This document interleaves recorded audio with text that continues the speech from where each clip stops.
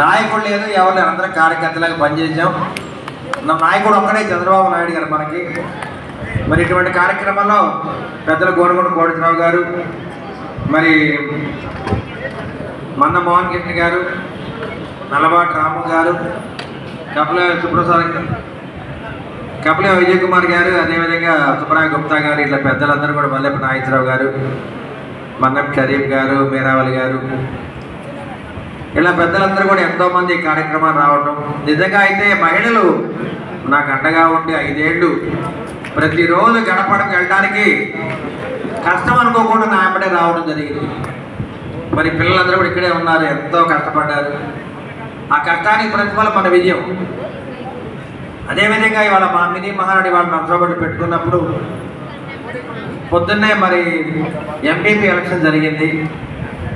ఇది 3వసారి పోస్ట్పోన్ అయిన తర్వాత ఇవాళ ఎలక్షన్ జరిగినప్పుడు అందరూ కూడా కార్యకర్త నాయకులు అందరూ కూడా రావడం జరిగింది. ప్రజాస్వామ్యబద్ధంగా మనకు గెలవాలన్న ఆలోచనతోటి మొట్టమొదటిసారి ఎలక్షన్ పెట్టినప్పుడు మనకి చాలామంది రావడం జరిగింది. ఎంపీటీసీలు 14 మంది ఉంటే దాంట్లో 12 మంది మన వైపు వచ్చారు.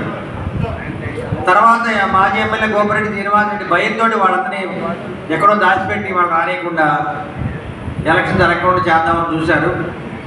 కానీ ఇక్కడ మరి అక్క చెల్లెలు 3 కూడా వచ్చారు, మనకి అండగా ఉన్నారు.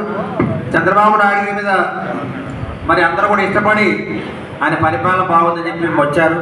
మరి కోరం అయింది వాళ్ళ మనం ఎంపీపీగా మనం ఒక అమ్మాయిని గెలిపించుకున్నాం. ఆ అమ్మాయి కూడా మన కేతనపల్లి వీరగాళ్ళ భార్య, బసియాపురం జాన్ గారి అమ్మాయి.